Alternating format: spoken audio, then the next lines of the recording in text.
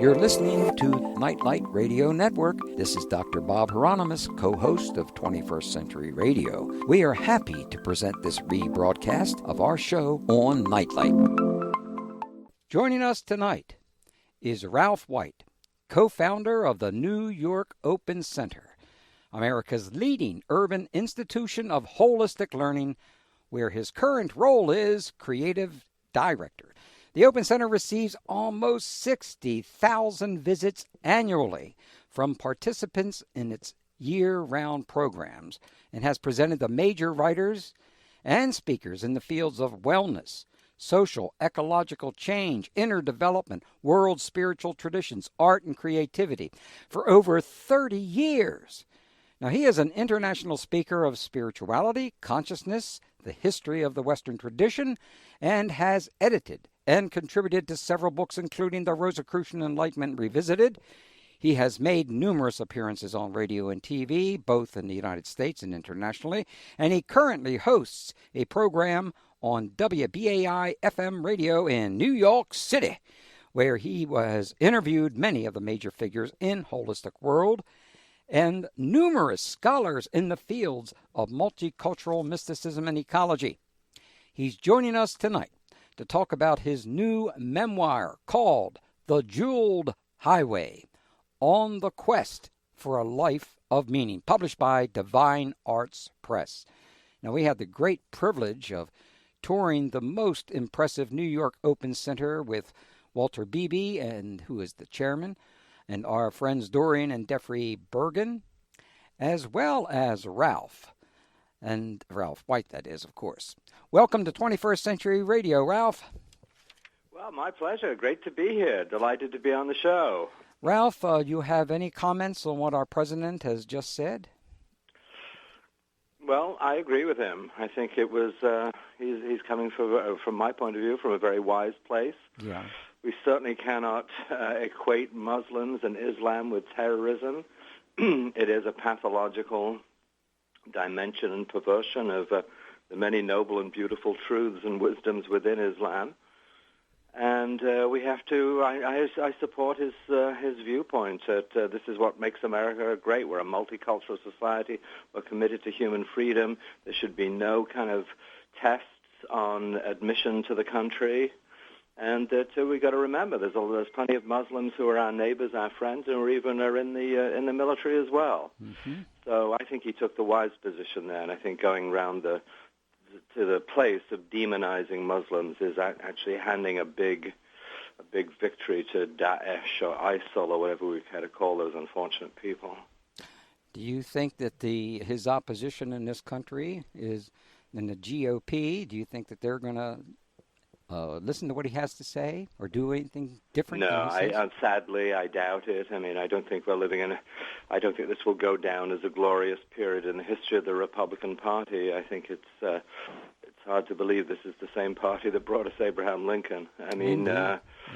I'm sad to say that there is. I think this is we've been stuck in a kind of nadir of prejudice and demagoguery and finger-pointing and failure to respond to gun control legislation and all of this. So, no, I think he has, since the moment he became president, faced a tremendously difficult situation with the highly obstreperous opposition party. And I just hope that something like this will bring people to their senses more rather than posturing about what a war we're in and the kind of aggressive, negative stance we need to take towards Muslims. This is dangerous nonsense.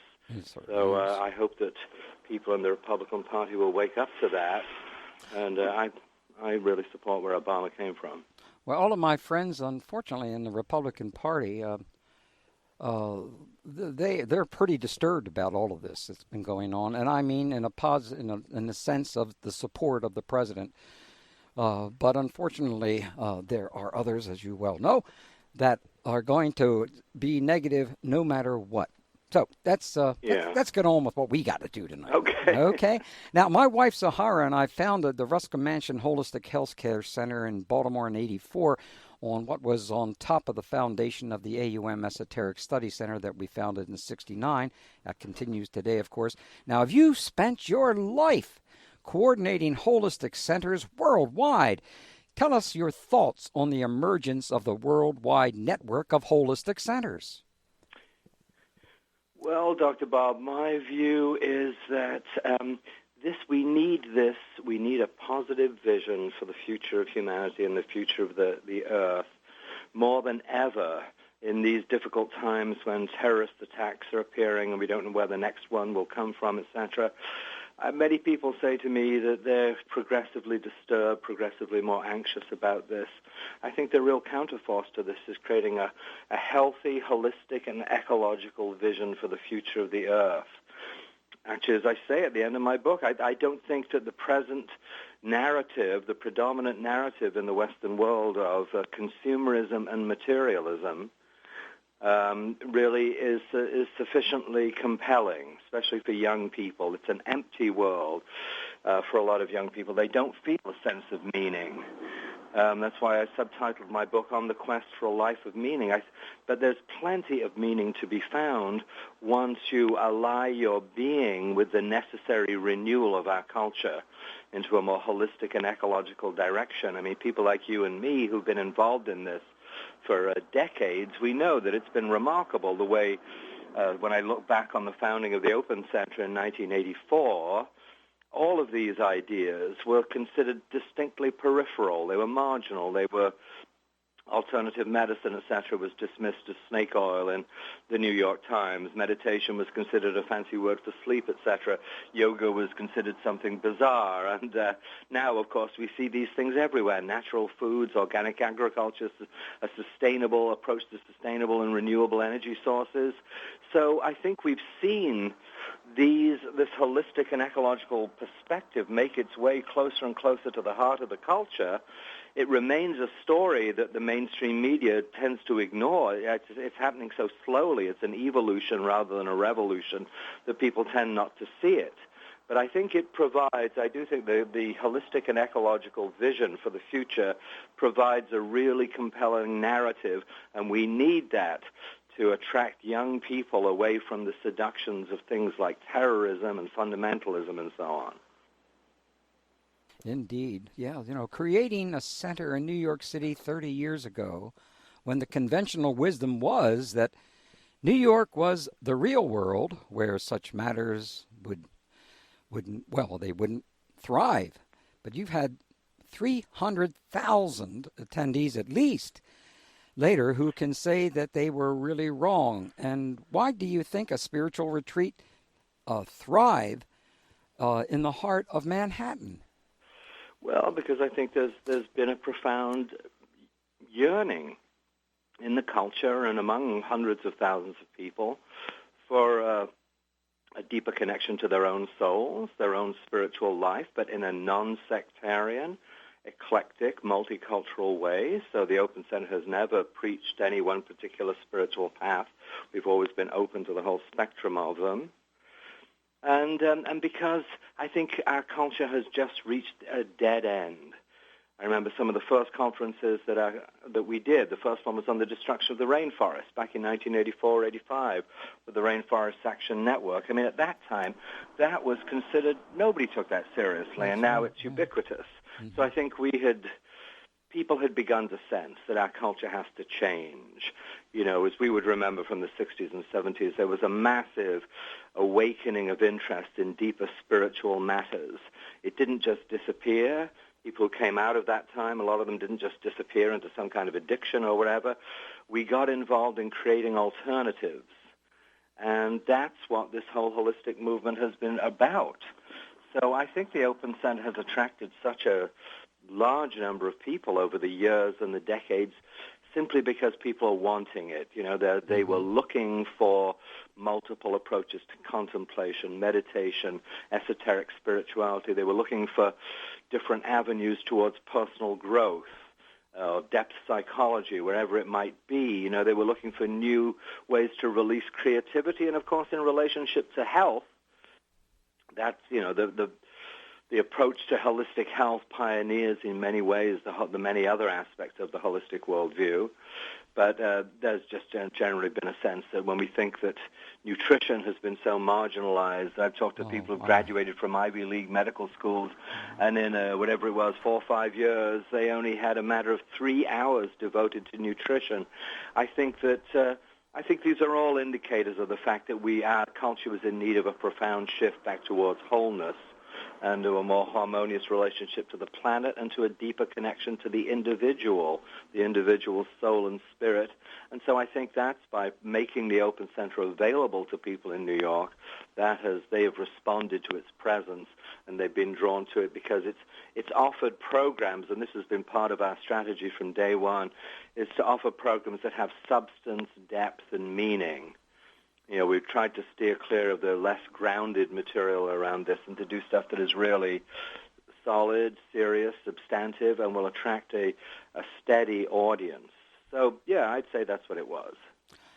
Wow, well, it didn't happen overnight, so it happened along your journey on this planet, like I guess you would say, according to Joseph Campbell and others, that you went on a spiritual journey.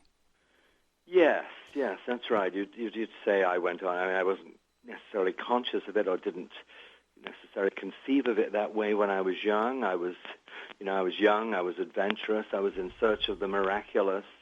I wanted to head out beyond the beyond to discover what was out there beyond just the surface of life. And yes, that led me to do many things. It led to both an inner exploration and an outer explanation geographically and physically. So, yeah, I've done both of those. Just like as above, so below, inner and outer. Yeah. Tell us about that personal journey from a childhood in Wales to an alienated teenager in the gritty north of England in the 60s to hitchhiking to Machu Picchu on the quest for meaning. Now, I got to tell you, I have never enjoyed any book as much as this one. Are you serious? Wow, well, that's great. That's so lovely to hear. I'm delighted. I'm really thrilled. Well, I'm glad you're delighted, but it was a hell of a great journey and an excellent read, because what you did was you did a lot of things that I wanted to do, but my karma, the karma that I chose for this particular lifetime, set me down here, and I live in a city and a state that really, I would say we're maybe a decade behind California. No, more longer than that, maybe 15 years behind California and elsewhere in the world. And that I've obviously, as you know, when you choose your incarnation, you choose which way you want to go. You choose which way from the standpoint, do you want to really do it as quickly as you can, or do you want to take it easy? And I don't think you took it easy. You really got in there and did it. And we're going to cover a lot of that in a few minutes. You were responding to a request from the I'm being told we need to take a break, and we will do that. I will pay attention to my boss. Our guest is Ralph White, co-founder of New York's Open Center, author of The Jeweled Highway, On the Quest for a Life of Meaning. What a title. Listen to that. The Quest for a Life of Meaning. What could be more important than a life of meaning? Well, TV is almost that important, right? Okay. Right. The Divine Arts Media in 2015. Find it on the web at ralphwhite.net or click the link on the front page at 21stcenturyradio.com. Hello there, this is George Martin, and you're listening to 21st Century Radio with Dr. Bob Hieronimus. I think that religion, flying saucers, kinetic energy, transportation, ghosts, paranormal experiences, all these are probably tied up in some form. Thank you, Uncle George. I hope Uncle George is doing well. Maybe he's listening tonight. Yeah, he could be. Ah, yes. Our guest, of course, is Ralph White, co-founder of New York's Open Center and author of The Jeweled Highway. What a book. Boy, when you start reading this book, you're not going to put it down. You really won't. You're going to dislike having to stop reading it if you fall asleep or something like that. I had such a wonderful time with this. Even with the kind of crazy schedule I had, I made sure I read every page. I'm going to hold this book up to the microphone. Take a look at this. See it, Ralph? You see all these pages I'm holding up here? There's not a single page that's not written all over. This has become my encyclopedia of your book. Wow. Well, I'm going to send you a photograph of some of these.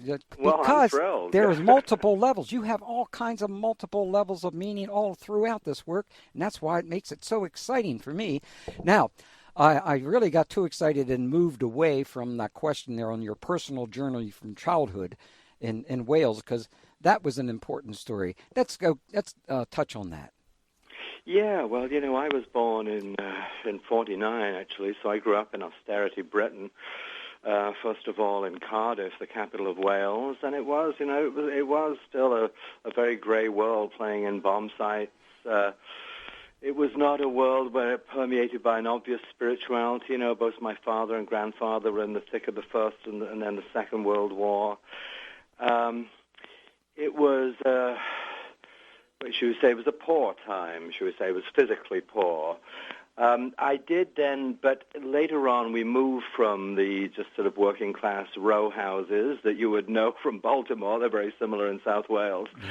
Mm-hmm. We moved to the north of Wales, there to the coast, to a lovely little town called Penrhyn Bay on the Irish Sea, and I was very fortunate, because that really connected. In retrospect, because I didn't have these kinds of terms at the time, but in retrospect, I can see that opened a door to me to the spiritual and the eternal. For me, it was wandering those tidal pools, just listening to the rhythmic crash of the sea, gazing out on the little paddle steamers heading out to the Isle of Man, the snow-capped mountains of Snowdonia, visible through our kitchen window. That was a beautiful time for me, and I'm very grateful that my destiny involved 5 years up there as a boy in North Wales.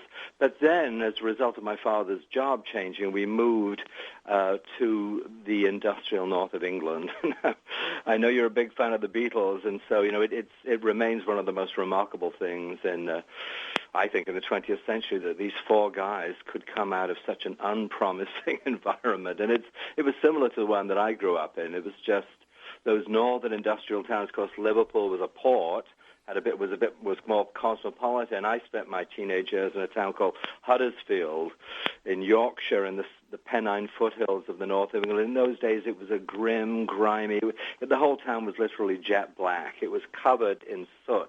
150 years worth of soot. This is one of the places the Industrial Revolution started. It is actually the home of the Luddites, the original Luddites, and it's up there, the north of England. It's one of the world's original and oldest working classes. That's the original proletariat. That's where Marx thought that the revolution would happen. And it was a very difficult transition for me as a boy, to go from the beauty of the sea and the mountains and just something lyrical in the quality of Welsh culture to a very hard-headed, a Yorkshireman calls a spade. It was just a hard, gritty, grimy reality without a lot of joy in it, a lot of oppression, a certain amount of, physical violence. There was a lot of, people felt very suppressed in that kind of world. But then, of course, there was something beautiful that came blasting through, that was the saving grace that got me through my teenage years, and that was the incredible rock and roll music that came out of it, from Liverpool, from Manchester, from the Animals up in Newcastle. That northern music scene was a fabulous force of vitality and freedom. So that was absolutely fabulous for me. I mean, it felt like a dead-end world, though. It felt very claustrophobic. I just remember as a teenager, I'd come back home in the evenings, and there was a wonderful British television series called The Great War that portrayed the First World War up close, based upon genuine archival footage. And it just gave me a tremendous sense of the fundamental futility of the human condition, these horrible wars, these mass murders, the Holocaust, etc. I mean, you're going, how could there be some kind of deeper order to the world? How could there be some deeper spiritual reality within all of this when there's been so much evil and horror in the 20th century. And so for me, I was a sort of angry teenage existentialist. I kept going by rock and roll, etc., but not somebody really with a spiritual worldview, I would say.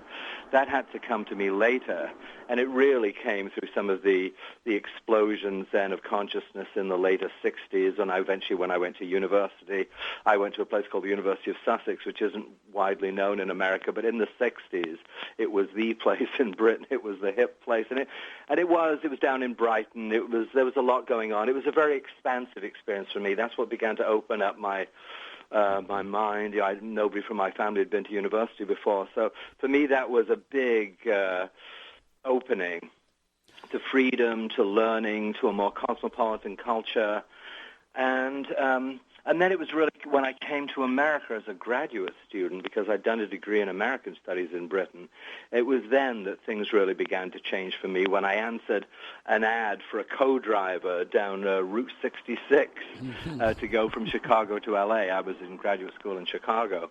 And that's what, it was going down the deserts to the deserts of New Mexico and Arizona, the silence, the vast starlit skies, the mesas, the buttes.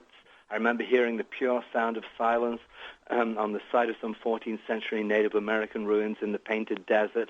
I mean, that for me was a huge spiritual opening. Perhaps I was 21 years old. Some people would suggest there's a certain inner maturing of the soul that happens at that age. But whatever it was, for me at the age of 21, going down that road was a turning point in my life, really, I have to say. It was a fabulous experience. And, of course, it was helped by the fact that we were listening to George Harrison's My Sweet Lord all the way down Route 66. And then, All Things Must Pass came out when we got down to Tucson. So between the music, the beautiful natural environment, the inner maturation that I think was happening in my own spirit and soul, they all came together to create a big spiritual opening for me. And I began to realize that some of the more negative views I had held really derived from the fact that I had closed myself off to the world out of a sense of self-protection and disappointment, etc. And that really it was up to me. If I opened myself to the world again, then it was an extraordinary and beautiful universe out there. But I had to go to New Mexico and Arizona to discover that, really. And so having had these powerful experiences, I then felt that I needed to devote myself full-time to the exploration of mystical, spiritual, and esoteric truth. That if these experiences were real, and they felt overwhelmingly real, although there was not much out there in the culture that validated them, then nothing could be more important than exploring them. And so that's when I decided to head out to the West Coast. For me, that was Vancouver, it was British Columbia, and really devote myself to exploring whether those experiences were real and substantive. And of course, the more I looked, the more I see that there was a literature out there, a very significant literature referring to these experiences. It's just that it wasn't in general part of the academic body of knowledge. But I began to go through an experience where books would, if not literally fall off a shelf, they'd be sticking out from a shelf right in front of me, and I picked them up. I remember Radhakrishna's great book on Eastern religions and Western philosophy, and I remember reading the first 50 or so pages of that and just feeling this describes exactly what I just experienced in the desert. And so then it became a process of progressive inner conviction, just finding Carl Jung's work. That was huge for me in terms of bringing together the skeptical, rational, intellectual side of me with the spiritual side, and with his concepts, things like the collective unconscious, archetypes, and so on. I began the whole notion of individuation, becoming truly who we are, developing a true self with a capital S. Yeah. These were the things that really began to make sense of the spiritual and the mystical for me, and set me off on this life journey. You were determined to get to Machu Picchu, isn't that correct? Yeah. You sure were. Sure were. Yeah, well, in those days, it was 1972, and I got the idea to go to. I was just sitting one night in Vancouver, actually, watching a TV show, and suddenly a picture of Machu Picchu came on. Now, today everybody knows Machu Picchu, but 40-odd years ago they certainly didn't. And I looked at it and I thought, my God, look at that. There was such a sense of mystery and awe and beauty about it. I just had an immediate intuitive prompting. I want to go. I've got to go. You know, I'd started hitchhiking when I was 16 because it was my path to freedom. I can still remember that rush of exhilaration. Today they'd say a kundalini rush up the spine of freedom when the first truck stopped. But yes, I wanted to stick out my thumb and keep on going to the end of the road, and I also wanted to go in search of the miraculous. And Machu Picchu was such a symbol of mystery and beauty and something hidden. You know, it was a symbol of there being a deeper sense, a deeper reality within the world than what was normally considered. And so, yes, that's what set me off to get to Machu Picchu. I got a 2,000-mile ride to Mexico and then basically hitched from there, took a little flight over Panama where there's no road, and it took me 6 months to get there, but when I got there, it was very much worthwhile. I did have a profound experience there and up in Lake Titicaca. As you noted, you said it was a taste of inner experience that has remained with you all your life. Well, yes, absolutely. I'm quoting him on page 54. As a matter of fact, we're getting ready for another break, darn it. But when we return, we need to go take a look at that Oracle of Tibet. Now, this is a story, man, when we get back, I'll talk about it. But I got to tell you, I don't know how you did it. I don't know how you did it. You walked hundreds of miles through territory that was certainly not safe. That's correct, isn't it? Yes, it is. Yes. Correct. Yeah. All right, I didn't exaggerate. No, it's hard to exaggerate any of that. We'll be back with Ralph White, co-founder of New York's Open Center and author of The Jeweled Highway on the Quest for a Life of Meaning. You got to buy this book. I'll give you a good deal on it when we come back. I'll talk about that. And you can also find him on the web at ralphwhite.net or click the link on the front page at 21stcenturyradio.com. Hi, this is Janie Hendricks, sister of Jimi Hendrix, and you're listening to 21st Century Radio with Dr. Bob Hieronimus. Oh, yes, there's Brother Jimmy. Love comes shining over the mountains. And boy, we have a guy on the air tonight, Ralph White, that climbed a few mountains. A few mountains.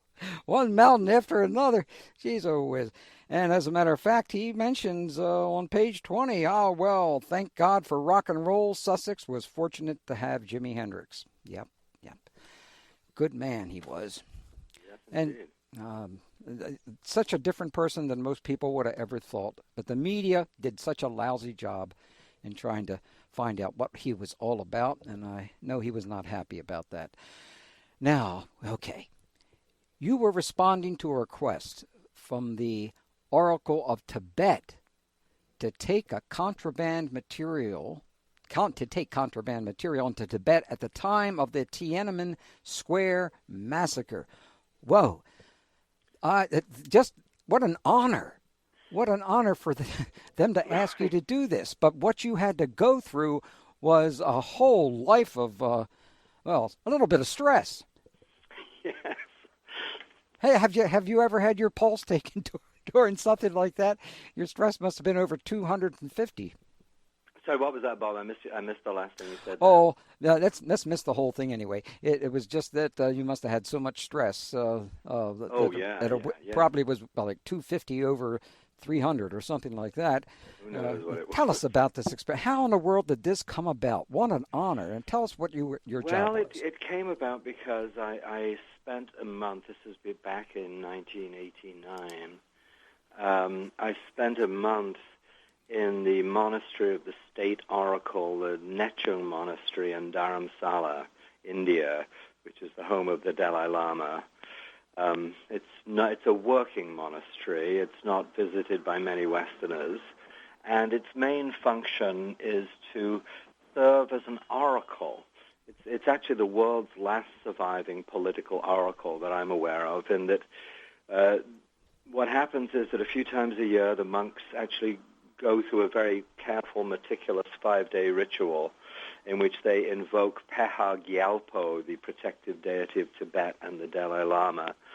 And at the end of that process, one of the monks goes into a state of trance, you would say, is dressed as the protective deity, and then speaks. He dances and he speaks to the Kashag, the parliament, and to the Dalai Lama himself. And I happened to be there at the monastery when they were doing the annual invocation.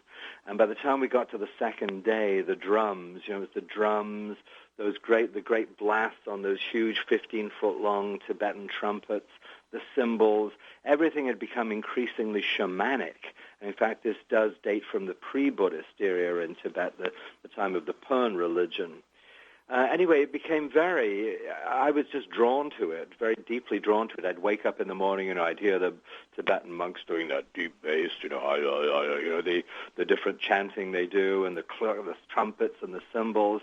I was drawn to it, so I asked if I could join them.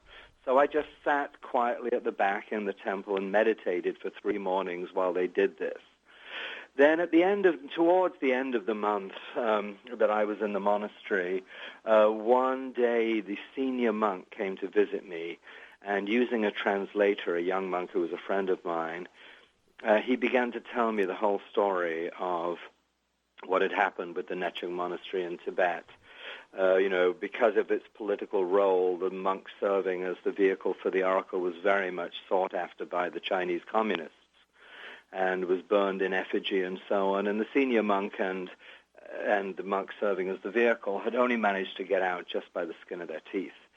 And you could still see, he was a very composed and dignified man, but you could still see the profound, what should we say, anger perhaps, or the profound horror that still lived within in him of the desecration of that beautiful old Tibetan culture. Anyway, he came to me and he basically said, look, we've been waiting for the right person to take some material into our sister center in Lhasa. Remember, this is 25 years ago, so it's a long time ago, 26 years ago maybe. So, and then he said they felt I was that right person, that it needed to be a Westerner, and that they had something they would like me to take.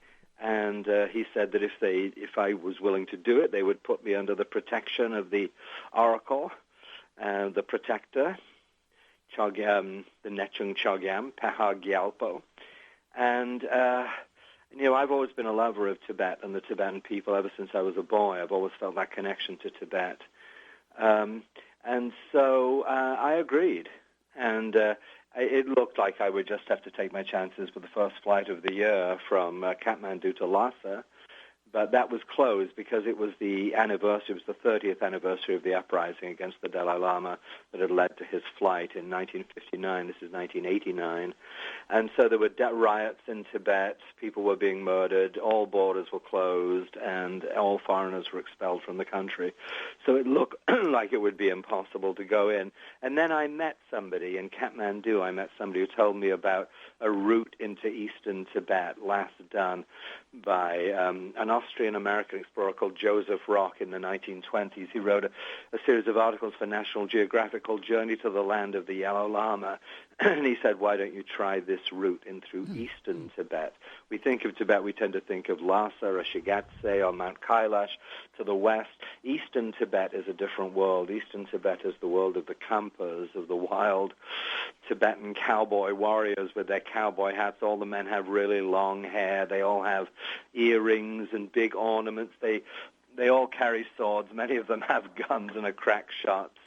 And they all have these big earrings. I always remember their line, a man without an earring will be reborn as a donkey. So I tell the story of what it actually took to get in there during that time and to cross those mountains.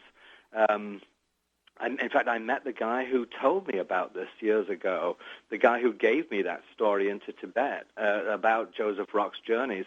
And he told me, and as far as he knows, to this day, nobody else has ever done that route into eastern Tibet, which is a world of huge valleys. It's not a flat plateau. The Tibetans call that area 4 rivers, 6 ranges, because 4 of the great rivers, that water, the whole of Asia, rise and pour through a narrow area. So it's huge mountains, profound valleys, and an amazing culture that is very different from what we think of when we think of as Tibetan. So really it's the story of taking this material, I have to be non-specific about some of these things, into this realm. And of course, when I set off, I didn't know that Tiananmen Square would happen. I could see, there were demonstrations in the streets of Lijiang where I was, but you didn't know which way it was going to go. But the monsoon was coming in. The mountains were going to become impassable to the Lama kingdom of Muli. It's what that's the area it was called. It was part of the southeast corner of old Tibet. Now it's considered a Tibetan autonomous province. But it was... it's the story of entering into that world and then making my way further west. And only later, when I got out, after a month in this forbidden land, did I discover that the Tiananmen Square had actually happened. And then my concern was that I might be the only Westerner left in China. I didn't know. That would have been a difficult thing to explain. But yes, it was intense. It was nerve-wracking. Many times I wondered what the hell I was doing, but I felt I'd made a commitment. It was important. It was a cause I believed in. And so that's the story. Yeah. Well, no wonder no one else probably has done that. You've really oversimplified the problems you had there. I mean, you were walking like several hundred miles. Is that right? Yeah, well, sure. Several hundred miles? Over intense mountains at high altitudes with very little in the way of food or water, yeah. And fortunately, when things really got bad, every now and then somebody would just come along and help you out one way or the other. Well, yeah. So, there's a certain time when I felt I really hit a dead end in the heart of some remote valley in the eastern Himalayas where it looked like the path I was on just hit an absolute mountain wall, just a sheer face. There was nowhere to go, and it really looked like, and I just made my way through a very difficult village with some very disturbing people. Well, people are really going to really enjoy reading that part from the standpoint of realizing what Tibet really is like, the kind of people that are there, the kind of help you received, and the fact that the guys in the blue uniforms, whatever you want to call them, that danger was there all the time, and of course you were promised that you were going to be looked after, and I think as I'm sitting here with my Tibet flag and my free Tibet bump sticker, you got it, and the Dalai Lama's picture together on that page for sure. Yes, but I mean, the kind of courage you had was extraordinary. But you seem to have an enormous amount of that. You took a lot of chances. You could have just disappeared, Ralph. And who would have known? You never walked in that area before, right? It wasn't your neighborhood. No. Nobody had in many years. It's a very unknown part of Tibet. It still remains that way. Yeah. Well, we're going to take a break on the top of the hour here with our guest, Ralph White, co-founder of the New York's Open Center and author of The Jeweled Highway on the Quest for a Life of Meaning. Well, I forgot to introduce us at this hour. This is 21st Century Radio. I'm the alleged Dr. Bob Hieronimus, a lowly PhD hanging out in this part of the universe. And, of course, my boss is Laura Kortner, who pushes me around an awful lot, and Noah Dankner, who can bench press over 680 pounds. I taught him everything he ever knew. How do you like that one? And our guest is Ralph White, co-founder of New York's Open Center and author of The Jeweled Highway on the Quest for a Life of Meaning, Divine Arts Media in 2015. Find it on the web at ralphwhite.net or click the link on the front page of 21stcenturyradio.com.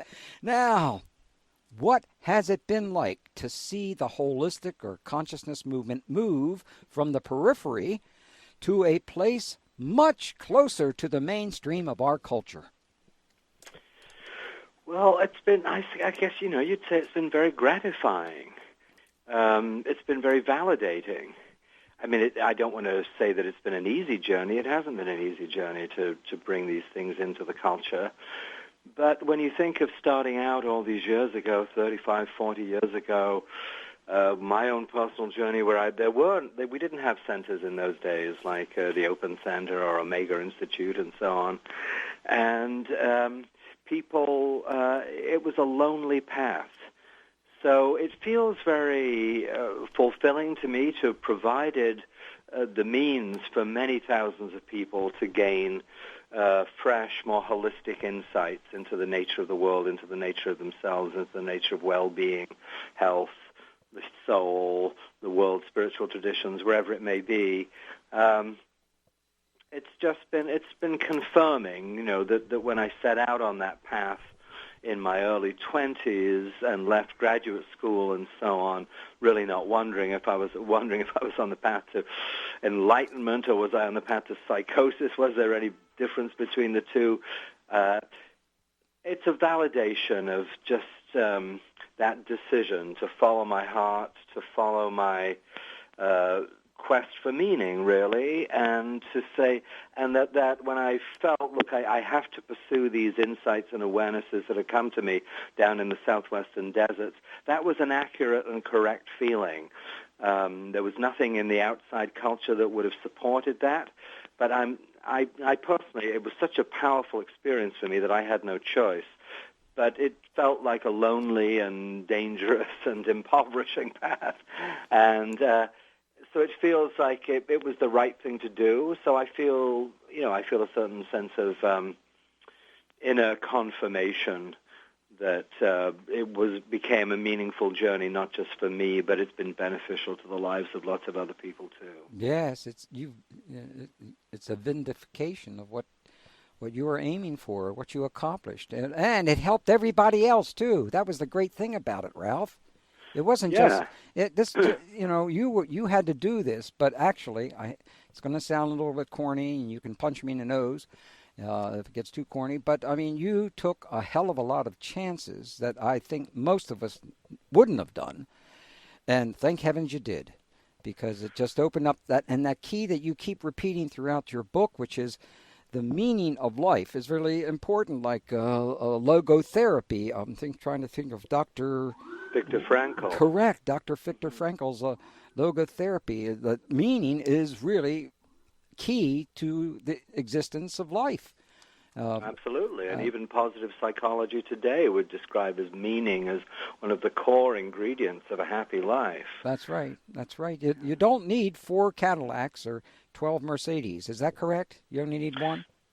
Well, I never even got one. But, you didn't? Well, we'll send you one. We got plenty of those laying around here. Okay. But you've done a series of conferences on the Western esoteric tradition. Now, most people have no idea, at least many of the students that I remember from the 60s and 70s and part of the 80s, didn't even know that there was a Western esoteric tradition. You called it the esoteric quest that you got involved in. Tell us a little bit about this, please. Yeah, well, of course, having been deeply involved for decades now in running holistic centers, I'm very aware that people with these kinds of interests tend to be predominantly drawn to the Eastern path, Buddhism, yoga, etc., or to shamanism, and that's all well and good, and it's wonderful, and I support it. But for those of us who come from a European or a Western background or heritage, there's a whole other indigenous tradition there. I mean, I love the indigenous traditions of the Americas, but there's a European indigenous tradition of spirituality too, and that's what's called the Western esoteric tradition or the Western mystery tradition. And it's actually been an integral part of our Western culture. We have to, if we want to find it, we have to excavate, we have to dig. It's not on the surface. I mean, the one good thing to come out of the Chinese invasion of Tibet has been the Tibetan diaspora, so you can find teachers and lamas all over the world these days. But in the Western tradition, obviously this took place in the past a great deal. It's had to go underground. Many times it was oppressed by the Inquisition, or there were some political changes that forced this worldview to disappear into some remote recesses of a country. But it's a beautiful, beautiful tradition that really begins all in many ways back in ancient Alexandria. It comes to some kind of focal point in the Library of Alexandria, which is where we did one of our esoteric quests. Actually, we did it in partnership with the Library of Alexandria, which has been rebuilt on the Corniche in Alexandria. That was about 5 years ago, just when there was still an optimistic feeling in, or maybe it was 4 years ago, in Egypt before the whole horrendous decline into the present condition in Egypt. So, whether we go back there or the very first two conferences I did on this theme, were 20 years ago, were set in Bohemia. In fact, I did where is Bohemia? Does Bohemia really exist? Is it just the left bank of Paris or whatever, or Greenwich Village? No, there's a real Bohemia. It's the western portion of the Czech Republic. Czech Republic consists of Moravia and Bohemia. So Prague is the capital of Bohemia. And as I say in my book, I've always been a natural Bohemian. But what is it about Bohemia that is so special? Any of our listeners who's been to Prague will know that Prague has a sense of majesty and beauty and magic about it. The Hradčin Palace, overlooking the city, the Charles Bridge, the wonderful spires, the winding cobbled streets. There's a sense of magic and wonder in Prague, and I think for many people they go, wow, that's a beautiful city, and then they go on. But what interested me was, where did this come from? Why is it so beautiful? Why do we call Bohemians Bohemians? And I happened to stumble across, in the very early 90s, right after the end of communism in Eastern Europe, a wonderful little town, a forgotten jewel, really, called Český Krumlov, way in the Sumava Mountains of southern Bohemia. Came across it one night. I was with a friend. We'd been in Germany. We were driving in the darkness, really, not knowing anywhere, and we drove across we found this place. We drove across an old stone bridge under an archway, down winding cobbled streets. There wasn't a soul there. It was late at night, just dim yellow lighting. It was like, whoa, it had one of the strongest atmospheres I've ever encountered. It was very mysterious. And then suddenly we turned a corner. There was a wooden bridge. We started driving across the bridge, and there was a huge castle rising up from a river. Mm-hmm. And it's like, wow, where is this? What is this?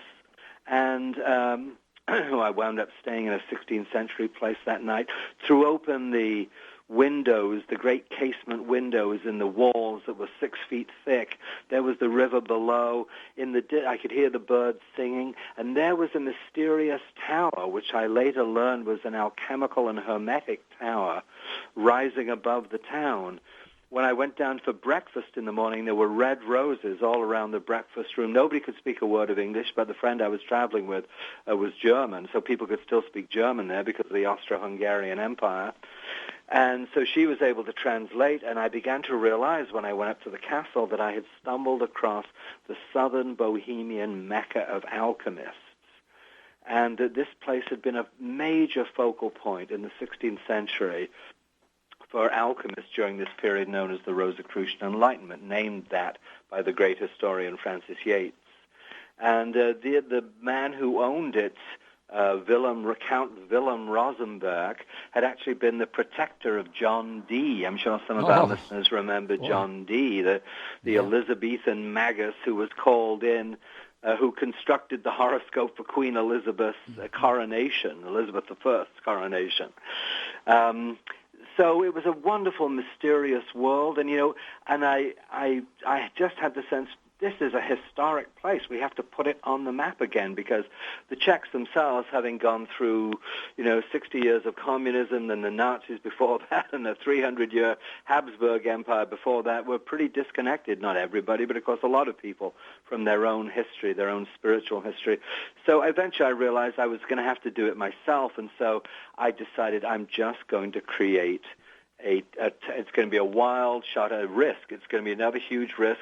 I just wrote to everybody I admired who writes within the Western esoteric tradition and invited them, and every single person who was still teaching actually agreed to come. My gosh. And it was one of the most uncanny things. And so we created this event. Gnosis magazine called it an esoteric Woodstock. It was really one. It was an overwhelming, a massive peak experience for me to bring this whole world of Hermetic philosophy, as you're saying.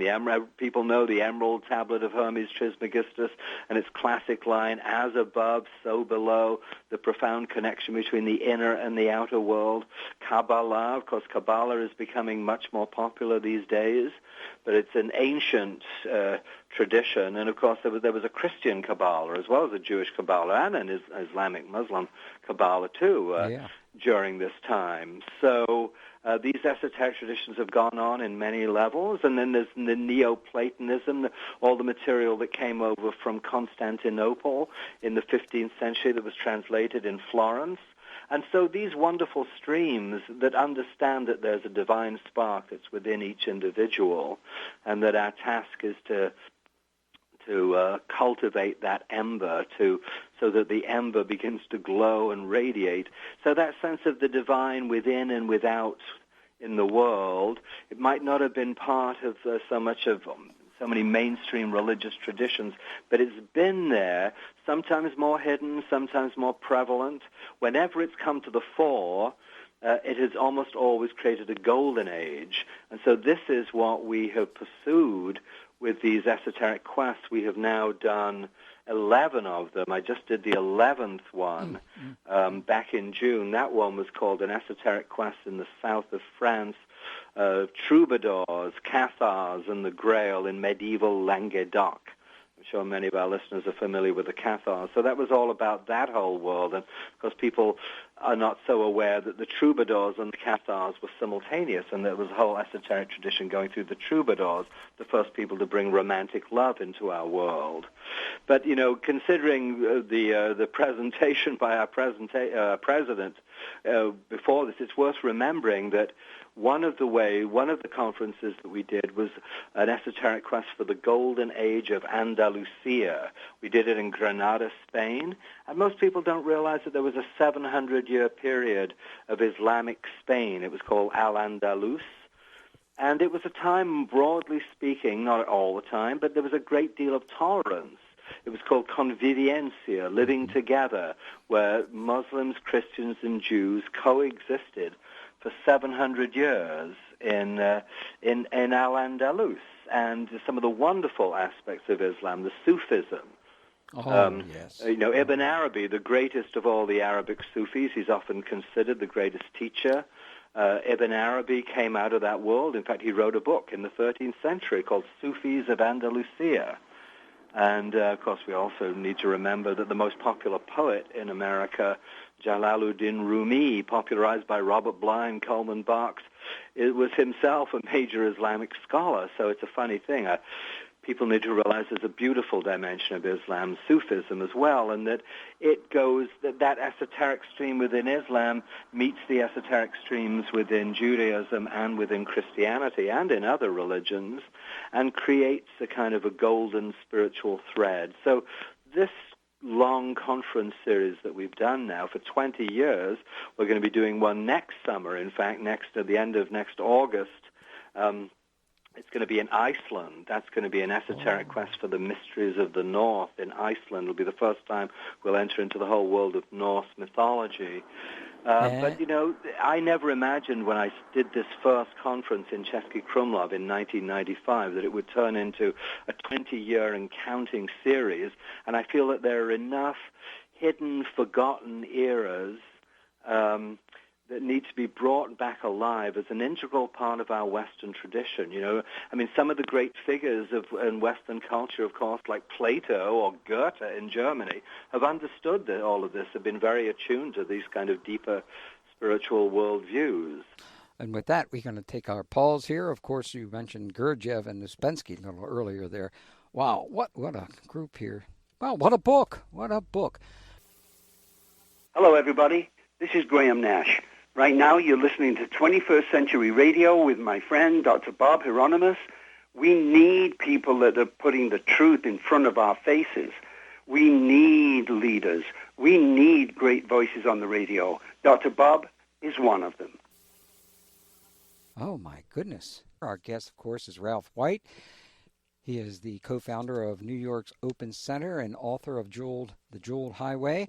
And I said, oh, my goodness, because, you know, when I hear that kind of sound from my dear friend, how in the world could I forget his name? Graham Nash, my gosh.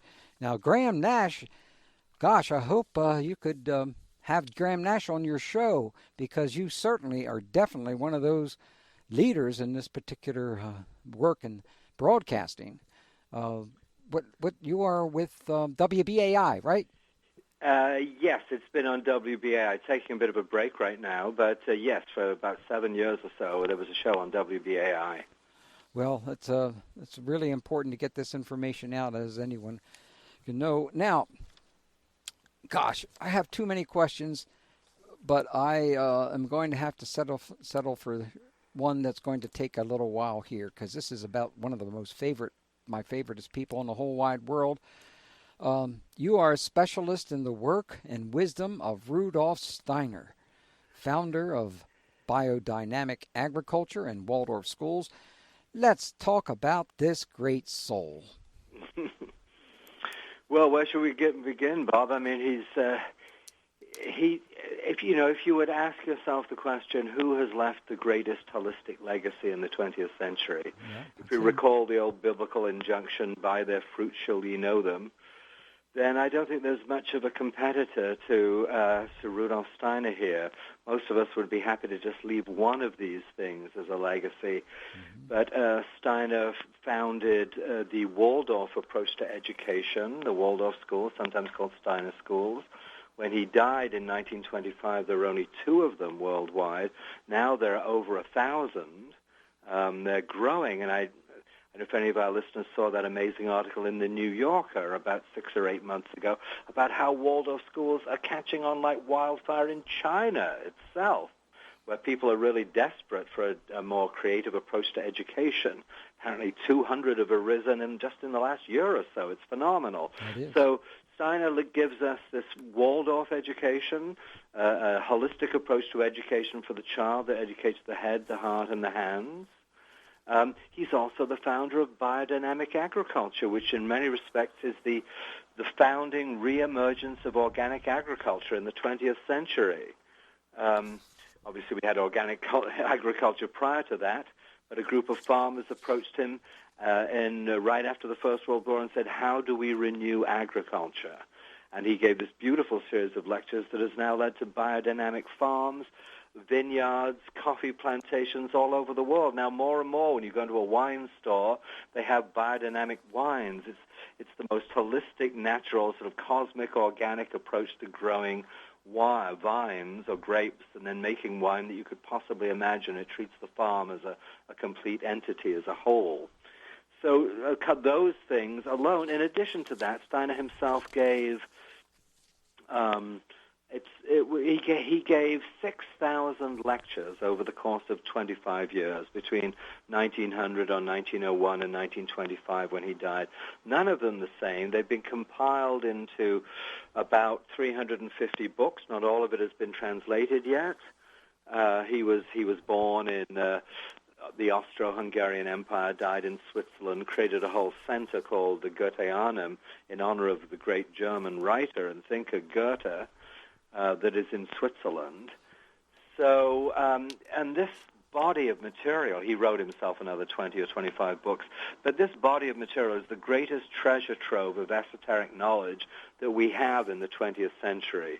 So whether you want to look up a 16th century alchemist, or whether you want to look more into Hypatia of Alexandria, the great woman, philosopher, and mathematician who was killed at the end of the Library of Alexandria, whoever it is, you can go to the Rudolf Steiner Archive online, if that's your approach. Put in the name, and it's amazing. Rudolf Steiner has something to say, not only something to say, but something profound to say about all of these great figures. So he's a massive he's a massively encyclopedic person, a truly brilliant individual who was brilliant intellectually. He had a PhD. His early work in the 19th century was on epistemology. He really came out of the tradition of German idealistic philosophy. But he considered himself to be a spiritual scientist. He felt that bringing the rigorous, objective scientific spirit to the inner world of soul and spirit was absolutely as necessary as the way we brought that same spirit to the outer sense-perceptible world that we can see with our eyes, and of course the subatomic as well. So I just think in general you'd say he's kind of a neglected genius. He's not neglected in the schools are proliferating, the biodynamic agriculture is proliferating. A lot of the finest wines, coffees, teas are now biodynamic. But in terms of the actual spiritual knowledge that he conveyed, his deep insight into, he personally felt that his most important role was to return to the contemporary world a correct and scrupulous understanding of karma and reincarnation. And so he gave all these words for my money. I've listened to Noble Lama's discourse on the Tibetan Book of the Dead and so on. For my money, Rudolf Steiner has the deepest insight. He considered himself a researcher, a spiritual scientist. So these are not just speculations. He felt he was actually able to research these matters. But his material on what he calls the journey of the soul between death and rebirth is stunning, really.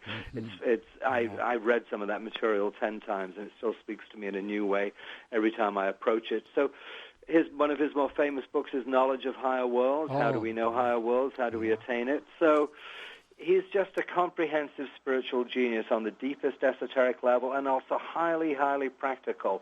Today, the world leader in ethical banking, the Triodos Bank in Europe, was founded by students of Rudolf Steiner in the Netherlands 15 or 20 years ago, and now it's widespread. And that's, when we think of what happened in the banking system here in 2008, this is impeccable ethical banking, and now there's this new worldwide movement of ethical banking. I could go on and on.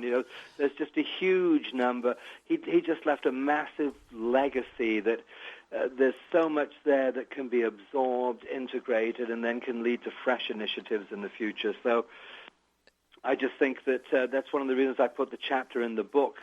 I called it Meeting the Man on Haina Beach, Rudolf Steiner and the Return of the Mysteries, because I personally really encountered Steiner after hiking the Nepali Coastline Trail in Hawaii, on Kauai. So for me, that's where I really met his work.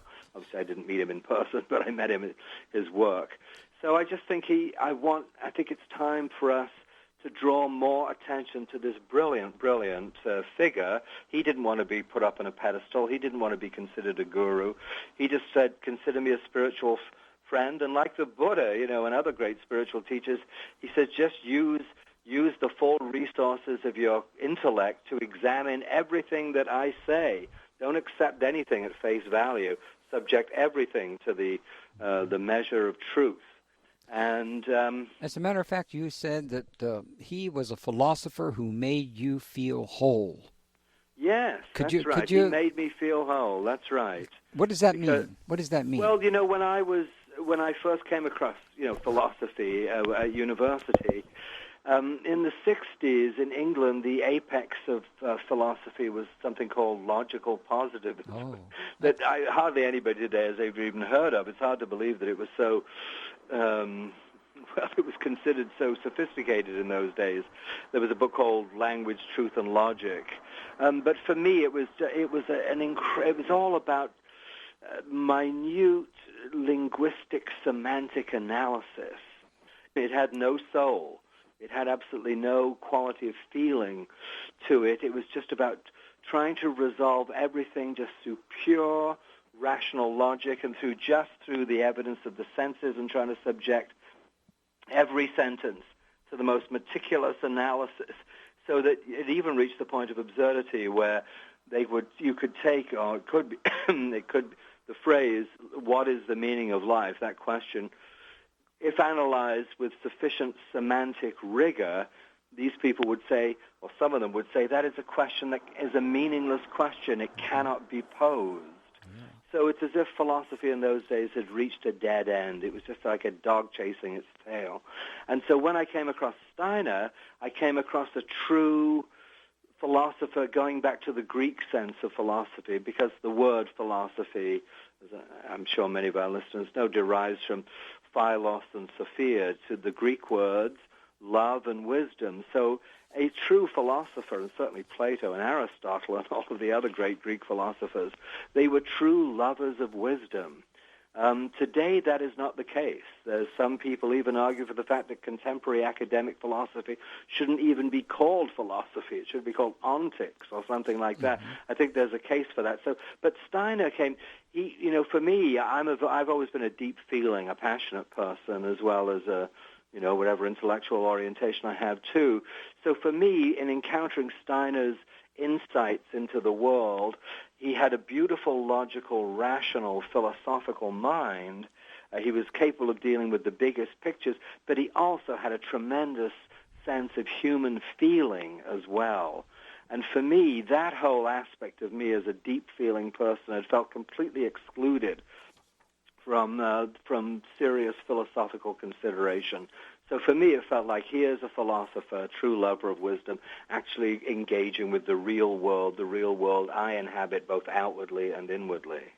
And of course, his life was, there are times when it was just beautiful, and other times it was extremely difficult.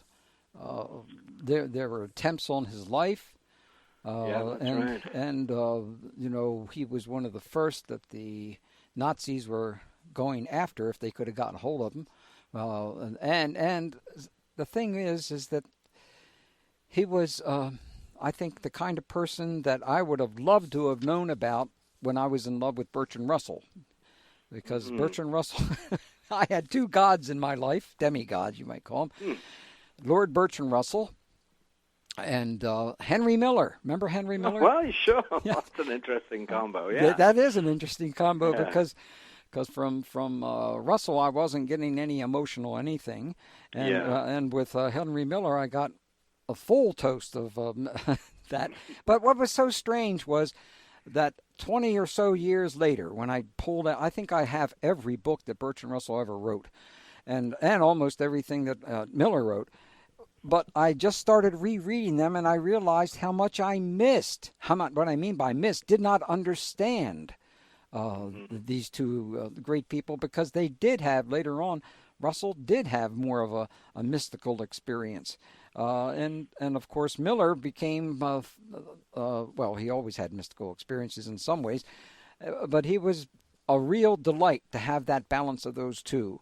And sure did miss, I was able to correspond with Bertrand Russell, because my teacher at that time told me, look, Bob, you're really a philosopher, you're not an artist, so why don't you get in touch with Bertrand Russell? And I said, well, how in the hell do you do that? And he said, here's his address. And found out that my teacher communicated with him weekly, which was extraordinary. Wow. So it was really quite thrilling from that standpoint. Well, they were two amazing beings, that's for sure. Yes, they were, yeah. And Henry Miller, even though most people, I know most people probably read Black Spring or Tropic of Cancer and Tropic of Capricorn, but boy, his Oranges of Hieronymus Bosch, Air-Conditioned Nightmare, things of that nature really were something that kept me alive there for quite a while. I'm sorry. Because he moved from Paris to Big Sur. I mean, Henry Miller, we've got the Big Sur, the Henry Miller little library up there in Big Sur, not that far north of Esalen, and he was hanging out in the hot springs that became Esalen Institute way back in the 50s. Yeah, what a guy he was. Well, we got a break, our final break on 21st Century Radio with our guest, Ralph White, co-founder of New York's Open Center and the author of the book we're talking about tonight, The Jeweled Highway on the Quest for a Life of Meaning. In my opinion, there's nothing more important than meaning in one's life. Divine Arts Media.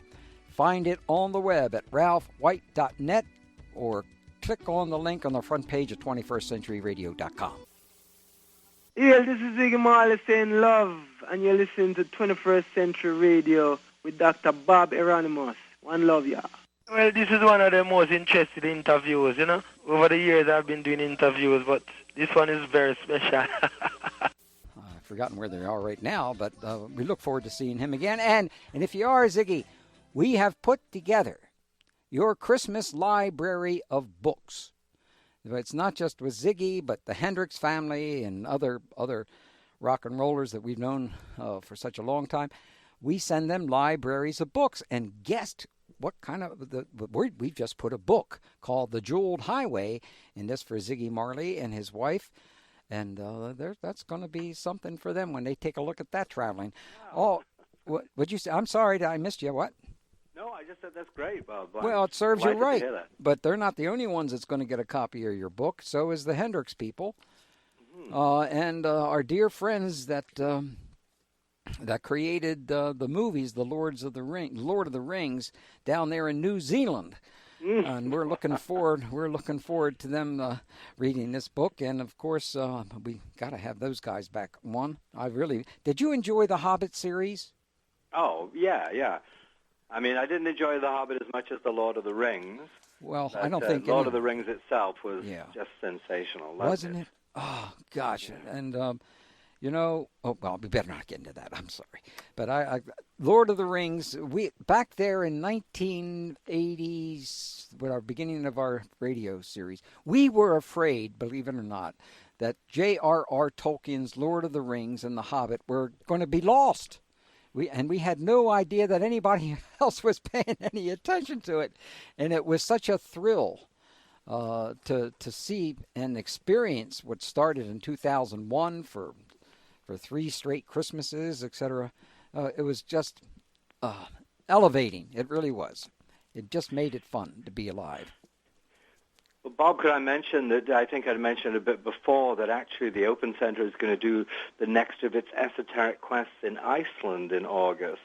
And, the Icelandic sagas, the Edda of Snorri Sturluson, the Finnish epic, the Kalevala, these were huge inspirations for Tolkien. And in fact, just reading this Icelandic material, it's just amazing. A huge number of the names from Lord of the Rings come from the Icelandic Eddas and sagas. So it's just an interesting phenomenon. If anybody would like to explore that world of the Northern mysteries that had such a powerful impact on Tolkien, you can see where so many of these stories of the Ring of Power and so on came from. Then they might think of coming to Iceland with us next August. Well, this is a little bit of synchronicity here because, I was just moving into the direction to let's talk more about the Open Center in New York, and you already started that. But what other kind of programs does it offer to the general public now? Well, it covers a broad spectrum, really. You'd say there were 5 primary areas the Open Center deals with, things pertaining to health and the body and wellness and so on, everything holistic and integrative in that regard, matters pertaining to the psyche, to personal growth, human potential, depth psychology, in that area. Then when it comes to world spiritual traditions, we've offered multiple approaches. Our watchwords, as I was saying earlier, are substance, depth, integrity. So we look for noble teachers within the different spiritual and mystical lineages. Then the 4th area would be the arts and creativity. That's always been important to the Open Center, with people like Julia Cameron, teaching her artist's way and the subsequent forms of that have come along so people can get in touch with the artist within. And then lastly, it would be the whole area of social and ecological transformation, bringing these ideas out into the culture and doing what we can to transform the culture and bring it into a more healthy and sustainable direction. So I would say those are some of those. There are many programs. There are workshops, lectures, conferences, trainings, more and more the Open Center is doing these certificates. It's now a New York State recognized school of holistic and professional studies that can offer certificates, because as this material goes more and more mainstream, people are looking for jobs and work in this area too. It's not just a matter of personal, spiritual, or psychological interest. Another major area that's a strong interest of mine is an area known that we call the art of dying. We just did back in the spring in April. We did the fifth of a series of conferences, or the fifth conference, on the art of dying, spiritual, scientific, and practical approaches to living and dying. And in fact, we just had that was going on today. I was just at it yesterday with Dr. Tony Bossis from the NYU psilocybin cancer anxiety study. People may have read about it. Michael Pollan had a wonderful article in the New Yorker back in February or so. But it's a new way of working with people with intense death anxiety, stage 4 cancer patients, working with psilocybin in a clinically controlled environment. This is all DEA, FDA approved, and they're finding remarkable results. At our Art of Dying conference in this spring, they delivered some of their first scientific results on the impact of this kind of therapy for people going through intense death anxiety. Other things to do with doulas for the dying. You know, we think of doulas as people who help women and midwives during childbirth, but also there's a new phenomenon of doulas now for the people who are dying, so that even in a hospice, people can be alone for the last 5 hours, and these people are trained. We've been training them for years at the Open Center now in being present and in doing what we can to return a sense of sacredness to dying when it has been so medicalized in our culture. So that gives you some sense of the Open Center's activities. How can our listeners get in touch with the Open Center? Well, you can just go to the Open Center website, opencenter.org. I think you can sign up for a paper catalog there, so there's the catalog and the website. It's in Midtown Manhattan. We were down in Soho for many years on Spring Street, for those of us who know New York. Now we're in Midtown, not far from the Empire State Building at 30th and Madison. So you can certainly just come by or call the Open Center, and I'll just give the number, 212-219-2527. And people will be happy to send you a catalog or let you know about what's going on. But it's a it goes all year round. It's really the only... it's the major holistic learning center, apart from the California Institute of Integral Studies, the major urban holistic learning center in America. So there are programs every weekend, every evening, and abroad, too, as I was saying, with these esoteric quests. So it's a comprehensive spectrum of holistic programs. So it would be opencenter.com? Opencenter.org. Or people might be interested in that Icelandic journey. That's esotericquest.org. So opencenter.org, esotericquest.org. There's information about all of this material, both of those. And the number was 212? 212-219-2527. 212-219-2527. Yeah, 212-219-2527. Now, I read a paper of yours that you wrote some years ago looking deeper into Palin's beliefs. And this was, we've had a lot to say about Miss Palin and her involvement. You know, it was so amazing when Obama was threatening to become president, so to speak, when he was being condemned so many times by the far right and the GOP, especially in regards to a minister. I think it was Reverend Wright or something like that. Jeremiah Wright, yeah. And they just jumped all over him on that. And, you know, I was amazed that very few people, and the media especially, the media is complicit in much of the stupidity and not looking into Palin's beliefs. Could you tell us about her beliefs?